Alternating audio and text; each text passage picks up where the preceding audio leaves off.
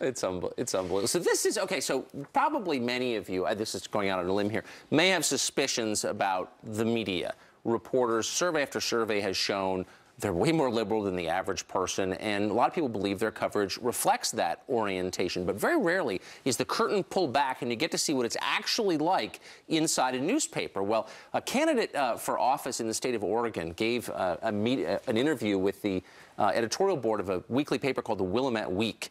And here's what happened when he sat down. Watch, this is unbelievable.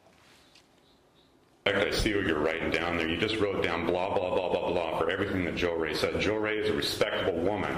Mark, why are you not respecting her by writing blah, blah, blah, blah, blah on your notepad? Mark, we're going to move on. I'm going to ask you a question. And if you answer respectfully, we might be willing to let you have to give respect in order to get respect. Climate change. Do you believe that's a myth or a reality? It's a myth. It is? Yes. Okay. Where are you on the Easter Bunny? What's that? I said, where are you on the Easter Bunny?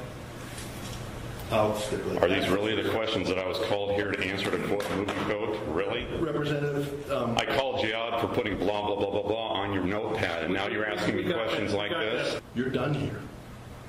This is neither a fair or a balanced meeting. This is a meeting for us to do. I know it's a meeting being asked by disrespectful, thin-skinned liberals like yourself. There's the door. I have better things to do with my time.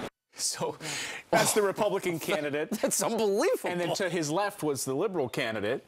He then went on to answer further the questions about climate change, and he went into the discussion about it. But the fact that the reporter who was asking him the questions at first about climate change wasn't writing anything down. He was just going blah, blah, blah. I'm not listening to this. I'm not listening to this Republican candidate. And oh, by the way, what do you think about the Easter Bunny? And this was after the candidate who was shown the door had basically called out the reporter for doing that. For a woman who was on speakerphone, she wasn't able to be there at the meeting, also a candidate.